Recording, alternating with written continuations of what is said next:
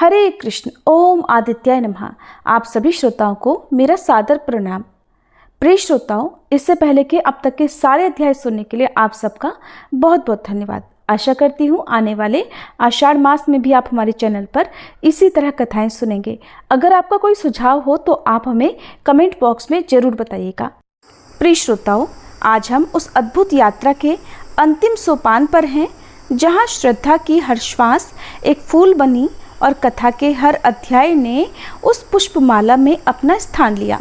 आज 29वां और अंतिम पुष्प उस माला में गूंथा जाने वाला है, जिसे हम सभी ने मिलकर अपने प्रेम, भक्ति और संकल्प से रचा है। ये कोई साधारण समापन नहीं, ये उस भक्ति पुष्पमाला की पूर्णता है जो अब प्रभु के श्री चरणों में समर्पित होने को तैयार है। तो आइए इस अंतिम अध्याय को भी उतनी ही श्रद्धा और उसी समर्पण, उसी भावना से सुने, क्योंकि यही वो क्षण है जहाँ कथा नहीं बल्कि आराधना पूर्ण होती है। उम्मीद है इससे पहले का अध्याय भी आपने सुना होगा, जिसमें राजा की कन्या मुदावती, जिसे एक राक्षस जिसका नाम कृजंभ था, उसने अपहरण कर लिया। ये बात सुनकर राजा को बहुत क्रोध आया और उसने अपने दोनों पुत्रों को उस राक्षस को मारने की आज्ञा दी। तब अत्यंत क्रोध में भरे हुए दोनों राजकुमार उस गड्ढे के मार्ग से, जो कि कृजंभ ने जगह जगह पर बना दिए थे, सेना सहित रसातल में जा पहुंचे और कृजंभ से युद्ध करने लगे। उनमें परिघ, खड्ग, शक्ति, शूल, फरसे तथा बाणों की मार से लगातार अत्यंत भयानक युद्ध होता रहा। फिर माया के बली दैत्य ने युद्ध में उन दोनों राजकुमारों को ही बांध लिया और उनके सभी सैनिकों को मार डाला। यह समाचार पाकर राजा को बहुत दुख हुआ। उन्होंने अपने सभी योद्धाओं से कहा कि जो इस दैत्य का वध करके मेरे दोनों पुत्रों को छुड़ा कर लाएगा, मैं उसके साथ ही अपनी कन्या को ब्याह दूंगा। भनंदन के पुत्र वत्सपरी ने भी यह घोषणा सुनी। वह बलवान अस्त्र शस्त्रों का ज्ञाता और शूरवीर था। उसने अपने पिता के प्रिय मित्र राजा विदुरथ के पास जाकर उन्हें प्रणाम किया और विनीत भाव से कहा, महाराज, मुझे आज्ञा दीजिए, मैं आपके ही तेज से उस दैत्य को मारकर आपके दोनों पुत्रों और कन्या को छुड़ा कर लाऊंगा। ये सुनकर राजा ने अपने प्यारे मित्र के उस पुत्र को बड़ी प्रसन्नता से अपने छाती से लगा लिया और कहा, वत्स, जाओ, तुम्हें तुम्हारे कार्य में सफलता प्राप्त हो। इसके बाद वीर वत्सपरी खड्ग और धनुष लेकर अंगुलियों में गोधा के चर्म से बने हुए दस्ताने पहनकर पहले से बने हुए गड्ढे के मार्ग से तुरंत ही रसातल में पहुंच गया। वहां उसने अपने धनुष की भयंकर टंकार सुनाई, जिससे सारा पाताल गूंज उठा। वह टंकार सुनकर दानवराज कृजंभ अपनी सेना साथ लेकर बड़े क्रोध के साथ वहां आया और राजकुमार के साथ युद्ध करने लगा। दोनों के पास अपनी अपनी सेनाएं थी। एक बलवान का दूसरे बलवान वीर के साथ भयंकर युद्ध हो रहा था। लगातार 3 दिनों तक घमासान युद्ध होता रहा। तब वह दानव अत्यंत क्रोध में भरकर अपना मूसल लाने के लिए दौड़ा। प्रजापति विश्वकर्मा जी का बनाया हुआ वह मूसल सदा अंतःपुर में रहता था और गंधमाला तथा धूप आदि से हर दिन उसकी पूजा की जाती थी। राजकुमारी मुदावती उस मूसल के बारे में जानती थी, इसलिए उसने अत्यंत नम्रता से मस्तक झुकाकर उस श्रेष्ठ मूसल का स्पर्श किया। वह महान दैत्य जब तक उस मूसल को हाथ में लेता, तब तक ही उसने नमस्कार के बहाने अनेक बार उसका स्पर्श कर लिया। फिर उस दैत्यराज ने युद्ध भूमि में जाकर मूसल से युद्ध आरंभ करा, किंतु उसके शत्रुओं पर मूसल के सभी प्रहार व्यर्थ होने लगे। उस दिव्य अस्त्र के निर्बल पड़ जाने पर दैत्य ने दूसरे अस्त्र शस्त्रों द्वारा अपने शत्रु का सामना किया। राजकुमार ने उसे रथहीन कर दिया। तब वह ढाल तलवार लेकर उसकी ओर दौड़ा। उसे क्रोध में भरकर तेजी से आते देख राजकुमार ने कालाग्नि के समान जलने वाले आग्नेय अस्त्र से उस पर प्रहार कर दिया। उससे दैत्य की छाती में गहरी चोट पहुंची और उसके प्राण पखेरु उड़ गए।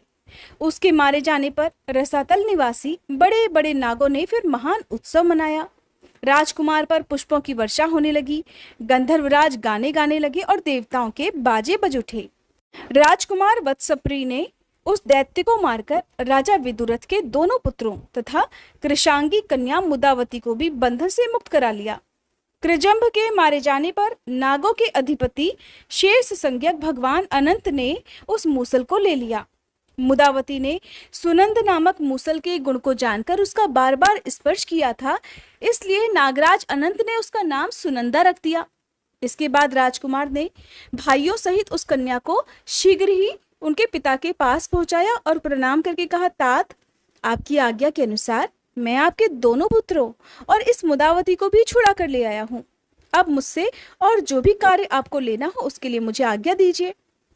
इस पर महाराज विदुरथ के मन में बड़ी प्रसन्नता हुई और वे ऊंचे स्वर से बोले, बेटा बेटा, तूने बहुत अच्छा किया, तूने बहुत अच्छा किया। आज देवताओं ने 3 कारणों से मेरा सम्मान बढ़ाया है। एक तो दामाद के रूप में तुम मुझे प्राप्त हुए हो, दूसरे मेरा शत्रु मारा गया, और तीसरे मेरी संतानें कुशल पूर्वक वापस लौट आई। इसलिए आज शुभ मुहूर्त में तुम मेरी इस कन्या के साथ विवाह करो। ऐसा कहकर राजा ने उन दोनों का विधि पूर्वक विवाह करा दिया। नवयुवक वत्सप्री अर्थात राजकुमार वत्सप्री मुदावती के साथ रमणीय प्रदेशों तथा महलों में विहार करने लगा। कुछ समय के बाद उसके वृद्ध पिता भनंदन वन में चले गए और वत्सप्री राजा बन गया। उसने सदा ही प्रजा का धर्म पूर्वक पालन करते हुए अनेकों यज्ञ किए। प्रजा को अपनी संतान की तरह मानकर वह सदा उसकी रक्षा किया करता था। उसके राज्य में वर्ण संकर संतान की उत्पत्ति नहीं हुई। कभी किसी को लुटेरों, सांपों या दुष्टों का भय नहीं हुआ। इसके शासनकाल में किसी प्रकार के उत्पात का भी कोई भय नहीं था। मार्कंडेय जी कहते हैं, सुनंदा के गर्भ से वत्सप्री के 12 पुत्र हुए, जिनके नाम इस प्रकार हैं, प्रांशु, प्रवीर, शूर, सुचक्र, विक्रम, क्रम, बलि, बलाक, चंड, प्रचंड, सुविक्रम और स्वरूप। ये सभी महाभाग संग्राम विजयी थे, अर्थात युद्ध में विजयी थे। इनमें महापराक्रमी प्रांशु सबसे बड़े थे, इसलिए वे ही राजा हुए। बाकी अन्य भाई सेवकों की तरह उनकी आज्ञा के अधीन रहते थे। उनके यज्ञ में इतना धन दान दिया गया कि ब्राह्मणों और निम्न वर्ण के लोगों ने भी राशि राशि द्रव्य छोड़ दिया, यानी कि अधिक होने के कारण वे उस दान को अपने साथ ले जा ही नहीं सके। वह सभी द्रव्य पृथ्वी पर पड़ा रह गया, जिससे इस पृथ्वी का वसुंधरा अर्थात धन धारण करने वाली नाम सार्थक हुआ। वे प्रजा का और इस पुत्रों की तरह पालन करते थे। उनके खजाने में जो भी धन इकट्ठा होता था, उसके द्वारा उन्होंने जो लाखों यज्ञ संपन्न किए, उनकी कोई संख्या नहीं है। प्रांशु के पुत्र प्रजाति थे। प्रजाति के खनित्र आदि 5 पुत्र हुए। उन सबसे बड़े खनित्र राजा हुए और वे अपने पराक्रम के लिए विख्यात थे। खनित्र बड़े ही शांत, सत्यवादी, शूरवीर, समस्त प्राणियों के हित में लगे रहने वाले, स्वधर्म परायण, वृद्ध पुरुषों के सेवक, अनेक शास्त्रों के विद्वान, वक्ता, विनयशील, अस्त्र शस्त्रों के ज्ञाता, कभी डींग न हाँकने वाले और सभी लोगों के प्रिय थे। वे दिन रात यही कामना किया करते थे कि सभी प्राणी सदा प्रसन्न रहें, दूसरों पर भी स्नेह रखें, सब जीवों का कल्याण हो, सभी निर्भय हो, किसी भी प्राणी को कोई भी दुख, कोई भी मानसिक व्यथा ना हो, समस्त प्राणी सबके प्रति मित्र भाव के पोषक हो, ब्राह्मणों का कल्याण हो, सब में परस्पर प्रेम रहे, सब वर्णों की उन्नति हो, समस्त कर्मों में सिद्धि प्राप्त हो। लोगों, सब भूतों के प्रति आपकी बुद्धि कल्याणमयी हो। आप लोग जिस प्रकार अपना तथा अपने पुत्रों का सदा हित चाहते हो, ठीक उसी प्रकार सब प्राणियों के प्रति हित बुद्धि रखते हुए बर्ताव करो। ये तुम्हारे लिए अत्यंत हित की बात है। कौन किसका अपराध करता है? अगर कोई मूर्ख किसी का थोड़ा सा भी अहित करता है तो वह निश्चय ही उसका फल जरूर भोगता है, क्योंकि फल सदा कर्ता को ही मिलता है। लोगों, ये विचार कर सबके प्रति पवित्र भाव रखो। इससे इस लोक में पाप नहीं बनेगा और आपको उत्तम लोकों की प्राप्ति होगी। बुद्धिमानों, मैं तो ये चाहता हूँ कि आज जो मुझसे स्नेह रखता है उसका इस पृथ्वी पर सदा ही कल्याण हो, और जो इस लोक में मेरे साथ द्वेष रखता है वह भी कल्याण का ही भागी बने। राजा प्रजाति के पुत्र ऐसे ही थे। वे सभी गुणों से संपन्न और सुंदर थे। उनके नेत्र पद्म पत्र के समान सुशोभित थे। उन्होंने अपने भाइयों को प्रेम पूर्वक अलग अलग राज्यों में अभिषिक्त कर दिया और खुद समुद्र वसना पृथ्वी का उपभोग करने लगे। उन्होंने पूर्व दिशा में अपने भाई शौरी को, दक्षिण दिशा में उदावसु को, पश्चिम में सुनय को और उत्तर में महारथ को अभिषिक्त कर दिया। उन चारों भाइयों के तथा खुद राजा खनित्र के अलग अलग गोत्र वाले मुनि पुरोहित हुए और वे ही वंश परंपरा के क्रम से मंत्री भी होते आए। ये सारे चारों राजा अपने अपने राज्य का उपभोग करने लगे। खनित्र उन सभी के सम्राट थे। वे सारी पृथ्वी के स्वामी थे। महाराज खनित्र उन चारों भाइयों और समस्त प्रजा पर सदा अपने पुत्रों की तरह स्नेह रखा करते थे।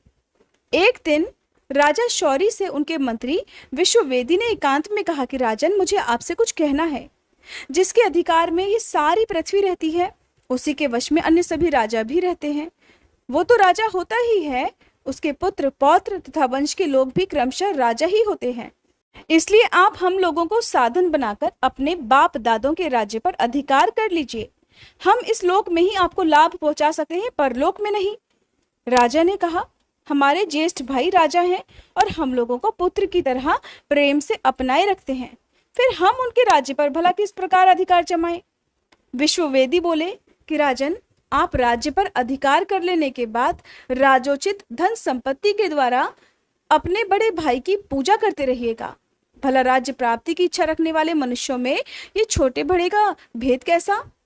विश्ववेदी के इस प्रकार समझाने पर शौरी ने उनकी इच्छा के अनुसार काम करने की प्रतिज्ञा की।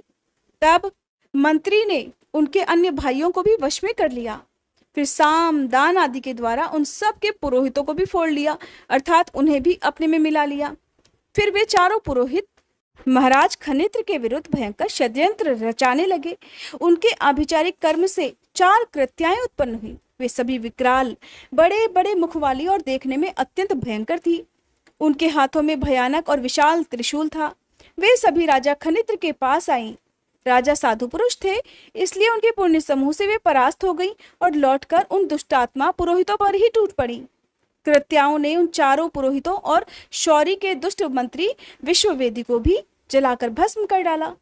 इस घटना से सभी लोगों को बड़ा विस्मय हुआ, क्योंकि भिन्न भिन्न नगरों में निवास करने वाले वे सभी पुरोहित और मंत्री एक ही समय नष्ट हुए थे। महाराज खनित्र ने भी जब सुना कि भाइयों के पुरोहित मर गए और मंत्री विश्ववेदी भी जलकर भस्म हो गए, तब उन्हें बड़ा आश्चर्य हुआ। उन्होंने सोचा कि भला ये क्या बात हो गई। महाराज को इसका कुछ भी कारण नहीं मालूम हुआ। तब उन्होंने अपने घर पर पधारे हुए महर्षि वशिष्ठ से पूछा, हे ब्राह्मण, भाइयों के पुरोहित और मंत्री जी जो नष्ट हो गए हैं, उसका क्या कारण है? राजा के इस प्रकार पूछने पर महामुनि वशिष्ठ ने सारा वृतांत ठीक ठीक राजा को बता दिया। शौरी के मंत्री ने जो भाइयों में भेद डालने वाली बात कही थी और शौरी ने जो उत्तर दिया था, पुरोहितों ने जो अभिचार कर्म किया था और जिस कारण उनकी मृत्यु हुई, वे सब बातें महर्षि ने निवेदन कर दी। ये सब समाचार सुनकर महाराज खनित्र ने कहा, मुझ पापी, भाग्यहीन तथा दुष्ट को धिक्कार है, जिनके कारण 4 ब्राह्मणों की हत्या हुई है। मेरे राज्य को धिक्कार है और महान राजाओं के कुल में लिए हुए इस जन्म को भी धिक्कार है, क्योंकि मैं ब्राह्मणों के विनाश का कारण बन गया। वे पुरोहित तो अपने स्वामी मेरे भाइयों का कार्य ही कर रहे थे, उस दशा में उनकी मृत्यु हुई है। इसलिए दुष्ट वे नहीं है, मैं हूं दुष्ट, क्योंकि मैं ही उनके नाश का कारण बना हूं। ऐसा विचार कर महाराज खनित्र अपने क्षुप नामक पुत्र को राज्य पर अभिषिक्त करके, अर्थात उसे राजा बनाकर, तीनों पत्नियों के साथ तपस्या करने के लिए वन में चले गए। वे वानप्रस्थ के नियमों के ज्ञाता थे, इसलिए वन में जाकर उन्होंने 350 वर्षों तक कठिन तपस्या की। तपस्या से शरीर को दुर्बल करके, समस्त इंद्रियों को रोककर वनवासी राजा ने अपने प्राण त्याग दिए। इससे वे संपूर्ण कामनाओं को पूर्ण करने वाले अक्षय पुण्य लोकों में गए। उनकी तीनों पत्नियां भी उन्हीं के साथ प्राण त्याग कर उन्हीं के साथ लोकों में चले गई। राजा खनित्र का ये चरित्र सुनने और पढ़ने पर मनुष्यों का पाप नष्ट हो जाता है। अब क्षुप का वृतांत भी सुनो। मार्कंडेय जी कहते हैं, राजा खनित्र के पुत्र क्षुप ने भी राज्य पाने के बाद पिता की ही तरह धर्म पूर्वक प्रजाजनों का पालन किया। वे दानशील तथा अनेक यज्ञों के अनुष्ठान करने वाले थे। उन्होंने व्यवहार आदि के मार्ग में शत्रु और मित्र दोनों के प्रति एक समान भाव रखा। एक दिन महाराज क्षुप अपने राज्य सिंहासन पर बैठे हुए थे। उस समय सूतों और वंदी जनों ने कहा, महाराज, पूर्व काल में जैसे क्षुप नाम के राजा हुए थे, ठीक वैसे ही आप भी हैं। प्राचीन राजा क्षुप ब्रह्मा जी के पुत्र थे। उनका चरित्र जैसा था वैसा ही वर्तमान महाराज का भी है। पहले के महाराज क्षुप गौ और ब्राह्मणों से कर कभी नहीं लेते थे और उन महात्मा ने प्रजा से प्राप्त हुए 6ठे भाग के द्वारा इस पृथ्वी पर अनेकों यज्ञ भी किए थे। राजा बोले, मेरे जैसा कौन मनुष्य उन महात्मा राजाओं का पूर्ण रूप से अनुसरण कर सकेगा? फिर भी उत्तम आचरण वाले पुरुषों के समान कार्य करने के लिए प्रयास अवश्य ही करना चाहिए। इसलिए इस समय मैं जो प्रतिज्ञा करता हूं उसे ध्यानपूर्वक सुनो। मैं महाराज क्षुभ के चरित्र का अनुसरण करूंगा और खेती का अभाव होने या उसका अभाव दूर होने पर 3 यज्ञों का अनुष्ठान करूंगा। मेरी यह प्रतिज्ञा संपूर्ण भूमंडल के लिए है। आज के पहले गऊ और ब्राह्मणों ने जो राज कर दिया है वह सब उन्हीं की सेवा में मैं वापस लौटा दूंगा। ऐसी प्रतिज्ञा करके राजा क्षुभ ने अपना सब कुछ वैसा ही किया। वे खेती मारी जाने पर अर्थात बारिश ना होने पर या अतिवृष्टि होने पर 3 यज्ञों का अनुष्ठान करते थे। पहले गऊ ब्राह्मणों ने पूर्व के राजाओं को जितना कर दिया था उतना धन उन्होंने वापस लौटा दिया। राजा की पत्नी का नाम प्रमथा था और उनके गर्भ से वीर नामक उत्तम पुत्र पैदा हुआ। उसने अपने प्रताप और पराक्रम से पृथ्वी के सभी राजाओं को अपने वश में कर लिया था। विदर्भ राजकुमारी नंदिनी उसकी प्रियतमा पत्नी थी, जिसके गर्भ से उसने विविंश नामक पुत्र को जन्म दिया। विविंश भी महाबलवान राजा हुआ। उसके शासनकाल में आबादी अधिक हो जाने से संपूर्ण पृथ्वी मनुष्यों से भर गई थी। समय पर वर्षा होती, पृथ्वी पर खेती लहलाया करती, खेती में अच्छे दाने लगते और दानों में पूर्ण रस भरे रहते थे, अर्थात वे धन धान्य से भरपूर रहते थे। वे रस मनुष्यों के लिए पुष्टिकारक होते, किंतु वह पुष्टि उन्माद अर्थात क्रोध या व्याकुलता पैदा करने वाली नहीं होती थी। लोगों के पास जो भी धन इकट्ठा होता वह कभी भी उनके गर्व का कारण नहीं बना। प्रजा स्वस्थ थी और सुहृद वर्ग भलीभांति पूजित होकर प्रसन्नता प्राप्त करता था। राजा विविंश बहुत से यज्ञों का अनुष्ठान और पृथ्वी का भलीभांति पालन करके युद्ध में मृत्यु पाकर यहाँ से इंद्रलोक में चले गए। विविंश का पुत्र खनी नेत्र हुआ, जो महाबलवान और पराक्रमी था। उसके यज्ञों में गंधर्वगण विस्मित होकर ये गाथा गाया करते थे कि खनी नेत्र के समान दूसरा राजा इस पृथ्वी पर नहीं होगा, क्योंकि उन्होंने 10,000 यज्ञ पूर्ण करके समुद्र सहित ये सारी पृथ्वी दान कर दी थी। महात्मा ब्राह्मणों को समूची पृथ्वी का दान देकर उन्होंने तपस्या से द्रव्य इकट्ठा किया और उसके द्वारा पृथ्वी को छुड़ाया। राजा खनी नेत्र ने 67,67 यज्ञ किए थे और सब में पर्याप्त मात्रा में दक्षिणा भी दी थी। राजा को कोई पुत्र नहीं था, इसलिए वे पाप नाशिनी गोमती नदी के तट पर गए और वहां मन, वाणी और शरीर को संयम में रखकर घोर तपस्या करने लगे। संतान के लिए उन्होंने इंद्र की स्तुति की। उनके स्तोत्र, तपस्या और भक्ति से संतुष्ट होकर देवराज इंद्र ने कहा, राजन, मैं तुम पर बहुत प्रसन्न हूं, कोई वर मांगो। राजा बोले, हे देवेश्वर, मुझे कोई पुत्र नहीं है, इसलिए आपकी कृपा से मुझे पुत्र प्राप्त हो। वह पुत्र समस्त शस्त्रधारियों में श्रेष्ठ, अक्षय ऐश्वर्य से युक्त, धर्मपालक और धर्मज्ञ हो। देवराज ने तथास्तु कहकर आशीर्वाद दिया। राजा का मनोरथ पूर्ण हो गया। अब वे प्रजा का पालन करने के लिए अपने नगर में आए। वहां वे विधि पूर्वक यज्ञ का अनुष्ठान और धर्म पूर्वक प्रजा का पालन करने लगे। उस समय देवराज इंद्र की कृपा से उन्हें एक पुत्र हुआ, जिसका नाम उसके पिता ने बलाश्व रख दिया। फिर राजा ने पुत्र को सभी अस्त्र शस्त्रों की शिक्षा दी। पिता की मृत्यु के बाद जब बलाश्व राज सिंहासन पर आसीन हुए, तब उन्होंने पृथ्वी के संपूर्ण राजाओं को अपने वश में कर लिया।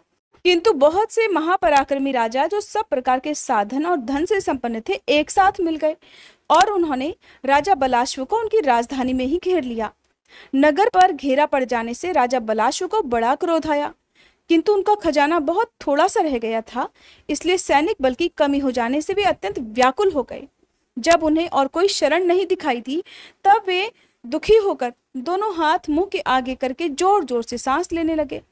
फिर तो उनके हाथ की अंगुलियों के छिद्र से मुख की वायु से प्रेरित होकर सैकड़ों योद्धा, रथ, हाथी और घोड़े निकलने लगे।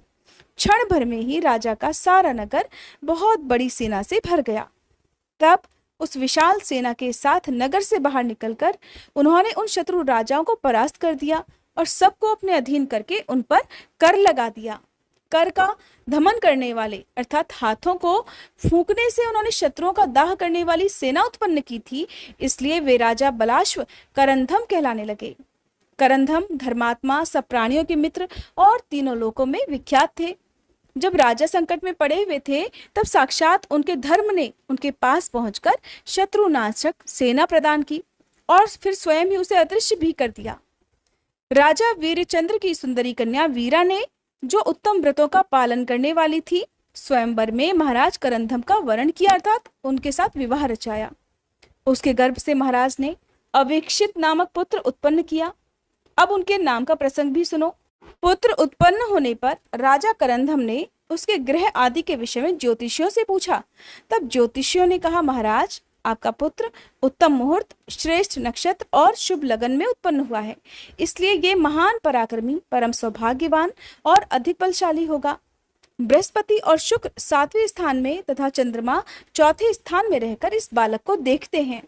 11वें स्थान में स्थित बुध भी इसको देखते हैं। सूर्य, मंगल और शनिश्चर की इस पर दृष्टि नहीं है, इसलिए ये सब प्रकार की संपत्तियों से युक्त होगा। ज्योतिषियों की बात सुनकर राजा करंधम को बड़ी प्रसन्नता हुई।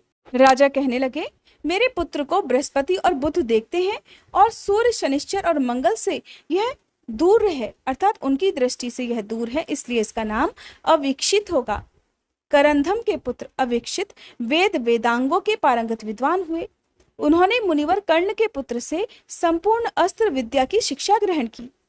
वे रूप में अश्विनी कुमार, बुद्धि में बृहस्पति, कांति में चंद्रमा, तेज में सूर्य, धैर्य में समुद्र और क्षमा में पृथ्वी के समान थे। वीरता में तो उनकी बराबरी करने वाला कोई था ही नहीं।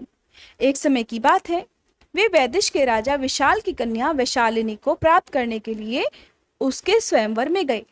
वह सुंदर दांतों वाली सुंदरी समस्त राजाओं की उपेक्षा करके चली जा रही थी। इतने में ही अवीक्षित ने उसे बलपूर्वक पकड़ लिया। उन्हें अपने बल का बहुत अभिमान था। उनके इस काम से अन्य सभी राजाओं का बहुत अपमान हुआ, जो कि बहुत बड़ी भारी संख्या में एकत्रित हुए। इसलिए वे खिन्न होकर एक दूसरे से कहने लगे कि अनेक बलशाली राजाओं के होते हुए किसी एक के द्वारा नारी का अपहरण हो और आप लोग उसे क्षमा कर दे, तो ये धिक्कार देने वाली बात है। क्षत्रिय वो है जो दुष्ट पुरुषों से सताए जाने वाले की रक्षा करे, उसे नुकसान न होने दे, और जो ऐसा नहीं करते वे लोग इस नाम को व्यर्थ ही धारण करते हैं। संसार में कौन मनुष्य मृत्यु से नहीं डरता, किंतु युद्ध ना करके भी कौन अमर रह गया है। ये विचार कर शस्त्रधारी क्षत्रियों को पुरुषार्थ का त्याग कभी नहीं करना चाहिए। ये सुनकर सभी राजा क्रोध में भर गए और एक दूसरे के साथ सलाह लेकर सभी हथियार लेकर उठ खड़े हुए। कुछ रथों पर जा बैठे, कुछ हाथियों और घोड़ों पर सवार हुए, और दूसरे कितने ही राजा क्रोधित होकर पैदल ही अवीक्षित से युद्ध करने जा पहुंचे। अवीक्षित अकेले थे। उनके विरोध में बहुत से राजा और राजकुमार थे। उनमें बड़ा भयंकर युद्ध हुआ। तलवार, शक्ति, गदा और धनुष बाण लिए हुए सभी राजा अवीक्षित पर प्रहार करने लगे, और राजकुमार अवीक्षित भी अकेले ही उन सभी राजाओं से भिड़ गए और सैकड़ों बाणों से मारकर उन्हें घायल करने लगे। अवीक्षित ने किसी की बाह काट डाली, किसी की गर्दन उड़ा दी, किसी की छाती छेद डाली, किसी के वक्ष में प्रहार किया। शत्रुओं के आते हुए बाणों को वे बाण मारकर 2 टुकड़े कर देते थे। किसी की तलवार काट देते और किसी का धनुष टुकड़े टुकड़े कर देते। कोई राजकुमार अपना कवच कट जाने के कारण युद्ध के मैदान से ही पलायन कर गया। दूसरा अवीक्षित के बाणों से घायल होकर पैदल ही युद्ध के मैदान से भाग गया। इस प्रकार जब राजाओं की सारी मंडली व्याकुल हो गई, तब 700 वीर मरने का निश्चय करके युद्ध के लिए डट गए। उन सबको अपने उत्तम कुल, युवावस्था और शौर्य की लाज रखनी थी। जब सारी सेना परास्त होकर भागने लगी, तब वे ही 700 राजा एक साथ मिलकर अवीक्षित से युद्ध करने लगे। अवीक्षित अत्यंत क्रोध में भरकर धर्म युद्ध के नियम से लड़ने लगे। उन्होंने उन सब के हथियारों और कवचों को काट गिराया। तब उन राजाओं ने धर्म से विमुख होकर चारों ओर से, अर्थात जो नियम युद्ध के विपरीत था, उस नियम से चारों ओर से अवीक्षित को घेर लिया। सब ओर से उन्हें हजारों बाणों से बींधने लगे। बहुतों के प्रहार से पीड़ित होकर वे अत्यंत व्याकुल होकर धरती पर गिर पड़े। इस अवस्था में उन सब ने मिलकर धर्मपूर्वक उन्हें बांध लिया और राजा विशाल के साथ फिर वैदिश नगर में प्रवेश किया। इसके बाद राजा करंधम, उनकी पत्नी वीरा और अन्य राजाओं ने अवीक्षित के बांधे जाने का समाचार सुना। कुछ लोगों ने करंधम से कहा, महाराज, वे सभी राजा वध करने लायक हैं जिन्होंने अधिक संख्या में सम्मिलित होकर अकेले राजकुमार को अधर्म पूर्वक बांधा है। दूसरे बोले कि आप चुपचाप क्यों बैठे हैं, शीघ्र ही सेना तैयार कीजिए। दुष्ट विशाल को और वहां आए हुए अन्य सभी राजाओं को भी बांध लीजिए। उन सब की बात सुनकर वीरपुत्रा वीरा ने, जो वीरवंश में उत्पन्न और वीरपति की पत्नी थी, बड़ी प्रसन्नता से कहा, हे राजाओं, मेरे पुत्र ने सभी राजाओं को जीतकर जो बलपूर्वक कन्या को अपने अधिकार में कर लिया है वो ठीक ही किया है। इसके लिए मन में चिंता करने की कोई आवश्यकता नहीं। उसका युद्ध में बंदी होना प्रशंसा की ही बात है। अब आप लोगों के सिर पर भी अस्त्र शस्त्रों के गिरने का समय आ पहुंचा है। युद्ध के लिए शीघ्रता करो, अपने अपने रथों पर सवार हो जाओ। हाथी, घोड़े और सारथियों को भी जल्दी तैयार करो। इस काम में देरी नहीं होनी चाहिए। जो सबको परास्त करके शोभा पाता है वही शूरवीर कहलाता है। जैसे सूर्य अंधकार को दूर करके प्रकाशित होता है, उसी प्रकार शूरवीर शत्रुओं को हराकर यशस्वी होता है।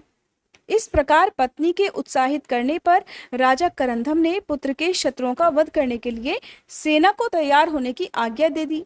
इसके बाद उनका विशाल और उनके साथियों के साथ घोर युद्ध हुआ। 3 दिनों तक युद्ध होने के बाद विशाल और उनके सहायक राजाओं का मंडल जब प्रायः पराजित हो गए, तब राजा विशाल हाथ में अर्घ लेकर महाराज करंधम के पास आए। उन्होंने बड़े प्रेम से करंधम का पूजन किया। उनका पुत्र अविक्षित बंधन से मुक्त कर दिया गया। राजा ने एक रात वहां बड़े सुख से बिताई।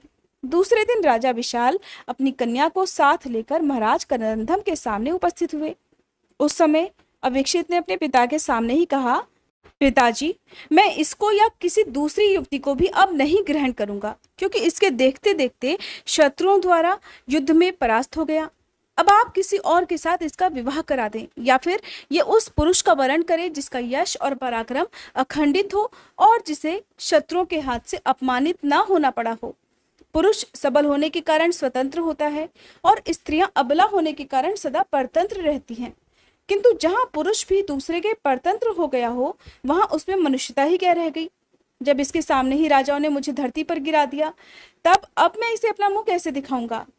अविक्षित के ऐसा कहने पर राजा विशाल ने अपनी पुत्री से कहा, बेटी, इन महात्मा की बात तुमने सुनी है ना। शुभे, जिसमें तुम्हारी रुचि हो ऐसे किसी दूसरे पुरुष को पति रूप में वरण करो, या हम जिसे तुम्हें दे दें उसी का तुम आदर करो।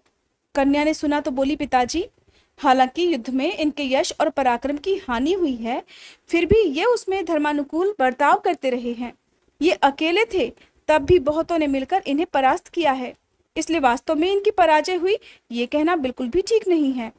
युद्ध के लिए जब बहुत से राजा आए, तब ये उनमें सिंह की तरह अकेले घुस गए और लगातार डटकर सामना करते रहे। इससे इनका महान शौर्य प्रकट हुआ है। ये वीरता और पराक्रम से युक्त होकर धर्म युद्ध में संलग्न थे। ऐसे समय में सभी राजाओं ने मिलकर इन पर अधर्म पूर्वक विजय पाई है, इसलिए इसमें इनके लिए लज्जा की भला कौन सी बात है। तात, मैं इनके रूप मात्र पर लुभा गई हूं ऐसी बात नहीं है। इनकी वीरता, पराक्रम और धीरता आदि सद्गुण मेरे मन को चुरा लेते हैं, इसलिए अब अधिक कहने की क्या आवश्यकता है। आप मेरे लिए महाराज जी से इन्हीं महानुभाव की याचना कीजिए। इनके सिवा दूसरा कोई भी पुरुष अब मेरा पति नहीं हो सकता। विशाल ने कहा, राजकुमार, मेरी पुत्री ने बहुत अच्छी बातें कही हैं। इसमें संदेह नहीं कि तुम्हारे जैसा वीर कुमार इस धरती पर दूसरा कोई नहीं है। तुम्हारे शौर्य की कहीं कोई बराबरी नहीं है। तुम्हारा पराक्रम अनंत है। वीर, तुम मेरी कन्या का पाणी ग्रहण करके मेरे कुल को पवित्र करो। तब महाराज करंधम ने अपने पुत्र को समझाते हुए कहा कि बेटा, तुम राजा विशाल की कन्या को स्वीकार कर लो। इस सुंदरी का तुम्हारे प्रति अत्यंत दृढ़ अनुराग है। राजकुमार कहने लगा, पिताजी, मैंने पहले कभी भी आपकी आज्ञा का उल्लंघन नहीं किया है, इसलिए ऐसी आज्ञा दीजिए जिसका मैं पालन कर सकूं। उस राजकुमार का अत्यंत निश्चित विचार जानकर विशाल ने व्याकुल होकर अपनी कन्या से कहा, बेटी, अब तुम इनकी ओर से अपना मन हटा लो और दूसरे को पति रूप में वरण करो। यहाँ बहुत से राजकुमार हैं। कन्या कहने लगी, पिताजी, अगर ये मुझे नहीं ग्रहण करना चाहते तो मैं भी तपस्या करके इन्हें अपना ही पति बनाऊंगी। इस जन्म में इनके सिवा दूसरा कोई भी मेरा पति नहीं होगा। इसके बाद राजा करंधम राजा विशाल के साथ प्रसन्नता पूर्वक 3 दिनों तक वहीं टिके रहे, फिर अपने नगर को लौट आए। अविक्षित को उनके पिता और अन्य राजाओं ने प्राचीन दृष्टांतों के द्वारा बहुत कुछ समझाया, इससे वे भी उनके साथ नगर में लौट आए। राजकन्या वैशालिनी अपने बंधु बांधवों से विदा लेकर तपस्या करने के लिए वन में चली गई और वहां दृढ़ वैराग्य में स्थित होकर निराहार रहकर तपस्या करने लगी। 3 महीनों तक उपवास करने के बाद उसको बड़ी पीड़ा हुई। वह अत्यंत दुबली हो गई और उसके शरीर की एक एक नस दिखाई देने लगी। उसका उत्साह मंद पड़ गया, वह मरणासन हो गई। तब उस राजकुमारी ने शरीर त्याग देने का विचार किया। उसका अभिप्राय जानकर देवताओं ने उसके पास एक दूत भेजा। दूत ने वहां आकर कहा, राजकुमारी, मैं देवताओं का दूत हूँ। देवताओं ने तुम्हारे पास मुझे जिस काम के लिए भेजा है, अब उसे सुनो। यह मानव शरीर बड़ा दुर्लभ है, तुम अकारण इसका परित्याग मत करो। कल्याणी, तुम चक्रवर्ती राजा की जननी होगी। तुम्हारा पुत्र अपने शत्रुओं का संहार करके 7 द्वीपों से युक्त पृथ्वी का अखंड राज्य भोगेगा। कहीं भी उसकी आज्ञा का उल्लंघन नहीं होगा। वह चारों वर्णों को अपने अपने धर्म में स्थापित करके उन सबका पालन करेगा। लुटेरों, म्लेच्छों और दुष्टों का वध करेगा। उत्तम दक्षिणाओं से पूर्ण नाना प्रकार के यज्ञ करेगा। उसके द्वारा अश्वमेध आदि यज्ञों का 6000 बार अनुष्ठान होगा। वह दूत आकाश में ही खड़ा था। उसके शरीर पर दिव्य हार और चंदन शोभा पा रहे थे। उसे इस रूप में देख राजकन्या ने बड़ी कोमल वाणी में कहा कि तुम देवताओं के दूत हो, इसमें बिल्कुल भी संदेह नहीं। सचमुच ही तुम स्वर्ग से यहाँ आए हो, किंतु तुम ही बताओ, पति के बिना मुझे पुत्र कैसे होगा? मैंने अपने पिता के समीप ये प्रतिज्ञा कर ली है कि इस जन्म में अविक्षित के सिवा दूसरा कोई पुरुष मेरा पति नहीं होगा। किंतु वे अविक्षित मेरे पिता के, अपने पिता के और स्वयं मेरे कहने पर भी मुझे ग्रहण ही नहीं करना चाहते। देवदूत ने कहा, महाभागे, बहुत कहने से क्या लाभ है, तुम्हें पुत्र अवश्य होगा। तुम अधर्म पूर्वक इस शरीर का त्याग बिल्कुल मत करना। इसी वन में रहो और अपने दुर्बल शरीर का पोषण करो। तपस्या के प्रभाव से तुम्हारा सब कुछ भला ही होगा। ऐसा कहकर देवदूत जैसे आया था वैसे ही लौट गया और वह सुंदरी प्रतिदिन अपने शरीर का पोषण करने लगी। एक दिन राजकुमार अविक्षित शिकार खेलने के लिए वन में गए। वहां वे हिरण, वराह तथा व्याघ्र आदि जंगली जंतुओं को अपने बाणों का निशाना बनाने लगे। इतने में ही अचानक उन्हें किसी स्त्री के रोने की आवाज सुनाई दी। वह भय से जोर जोर से चिल्ला रही थी। तब राजकुमार अविक्षित ने डरो मत ऐसा कहते हुए अपने घोड़े को उसी ओर बढ़ा दिया जिधर से वह रोने का शब्द आ रहा था। उस निर्जन वन में दनु के पुत्र दृढ़केश के द्वारा पकड़ी गई वह कन्या विलाप करती भी कह रही थी कि मैं महाराज करंधम के पुत्र अविक्षित की पत्नी हूँ, किंतु ये नीच दानव मुझे हर कर लिए जा रहा है। जिन महाराज के सामने समस्त राजा, गंधर्व और गुह्यक भी खड़े होने की शक्ति नहीं रखते, जिनका क्रोध, मृत्यु और पराक्रम इंद्र के समान है, उन्हीं की पुत्रवधू होकर आज मैं एक दानव के द्वारा हरी जा रही हूँ। ऐसा कहकर वह रो रही थी कि राजकुमार अविक्षित तुरंत ही वहां जा पहुंचे। उन्होंने देखा एक अत्यंत मनोहर कन्या है जो सभी प्रकार के आभूषणों से शोभा पा रही है और हाथ में डंडा लिए दनुपुत्र दृढ़केश ने उसे पकड़ रखा है और वह करुण स्वर में त्राही त्राही पुकार रही है। उसे देखकर अविक्षित ने कहा, तुम भय मत करो। फिर उस दानव से कहा, अरे ओ दुष्ट, अब तू मारा जाएगा। धरती के सभी राजा जिनके प्रताप के सामने मस्तक झुकाते हैं, उन महाराज करंधम के राज्य में भला कौन दुष्ट जीवित रह सकता है? ऐसा कहकर राजकुमार ने उस खोटी बुद्धि वाले दानव पर प्रहार कर दिया। कुछ देर तक तो वे दोनों एक दूसरे पर प्रहार करते रहे। इतने में पास आते ही राजकुमार ने वेतस्पत्र नामक बाण से उसका मस्तक काट गिराया। इस प्रकार उस दुराचारी दानव के मारे जाने पर सभी देवताओं ने अविक्षित को धन्यवाद दिया और वरदान मांगने के लिए कहा, क्योंकि राजकुमार अविक्षित के पिता ने उनसे एक पौत्र की इच्छा प्रकट की थी। तब उन्होंने अपने पिता का प्रिय करने की इच्छा से एक महापराक्रमी पुत्र मांगा।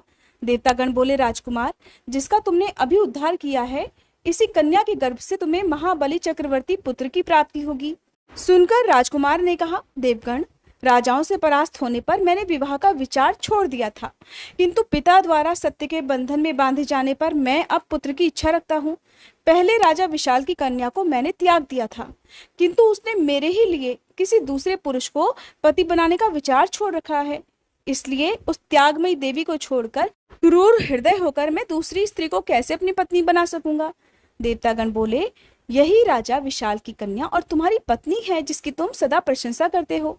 ये सुंदरी तुम्हारे लिए ही तपस्या कर रही है और इसके गर्भ से ही तुम्हारे चक्रवर्ती और वीर पुत्र उत्पन्न होगा। वह 7 द्वीपों का शासक और सहस्त्रों यज्ञों का अनुष्ठान करने वाला होगा। करंधम कुमार अविक्षित से ऐसा कहकर समस्त देवतागण वहां से चले गए। तब उन्होंने उस स्त्री से कहा जिसको उन्होंने थोड़ी देर पहले ही उस दैत्य से मुक्त कराया था कि भीरू, कहो तो ये क्या बात है। तब वैशालिनी ने अपना सारा वृतांत राजकुमार को सुना दिया कि नाथ, आपने जब मुझे त्याग दिया तो इस जीवन से मुझे वैराग्य हो गया और मैं बंधु बांधवों को छोड़कर वन में चली आई। यहाँ तपस्या करते करते मैंने अपना शरीर सुखा दिया और अब इसका त्याग करने को तत्पर हो गई। उसी समय देवताओं के दूतों ने आकर मुझे रोका और कहा कि तुम्हें महाबलवान चक्रवर्ती पुत्र प्राप्त होगा, जो देवताओं को तृप्त करेगा और असुरों का संहार करेगा। इस प्रकार देवदूत ने जब देवताओं की आज्ञा सुनाई, तब आपके समागम की आशा से मैंने इस देह का त्याग नहीं किया। मार्कंडेय जी कहते हैं, वैशालिनी के ये वचन सुनकर तथा किमिच्छिक व्रत में की गई प्रतिज्ञा के समय पिता के कहे हुए उत्तम वचनों का स्मरण करके अवीक्षित ने उस कन्या से प्रेम पूर्वक कहा, देवी, उस समय शत्रुओं से पराजित होने के कारण मैंने तुम्हारा त्याग किया था और अब फिर शत्रुओं को जीतकर ही तुम्हें पाया है। अब बताओ मैं क्या करूं। तब वैशालिनी ने कहा कि स्वामी, मैंने आपको पति रूप में प्राप्त करने के लिए इतनी कठिन तपस्या की थी, इसलिए मेरी इच्छा है कि आप मुझे अब पत्नी के रूप में स्वीकार कर लीजिए। तब राजकुमार अवीक्षित ने वैशालिनी को अपनी पत्नी के रूप में स्वीकार करके अपने पिता के समक्ष की गई प्रतिज्ञा को पूर्ण किया। हरे कृष्ण। आज की इस कथा के साथ ही ज्येष्ठ मास महात्म्य के सभी अध्याय पूर्ण हुए। आने वाले आषाढ़ मास में भी हमारे चैनल पर आप लगातार कथाएं जरूर सुनिएगा।